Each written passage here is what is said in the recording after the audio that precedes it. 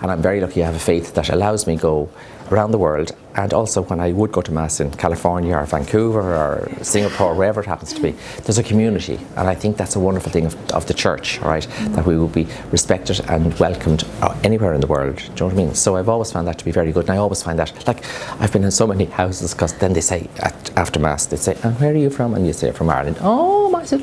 And then blah, blah. Then come on home with us, we have coffee. And should I go home with them then? I've been all over, in people's houses all over the world, because people are generally quite welcoming, you know, or they'd have, in American churches, they have these coffee mornings afterwards, you know, downstairs in the basement generally, and we go down to that, and then you'd meet people. So people are very nice, and I think I'm lucky that my faith gives me that opportunity to meet all those people too.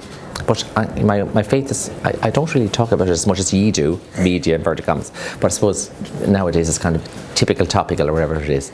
But I just move along quietly, and if anyone observes what I do and they do similar, I think that's great.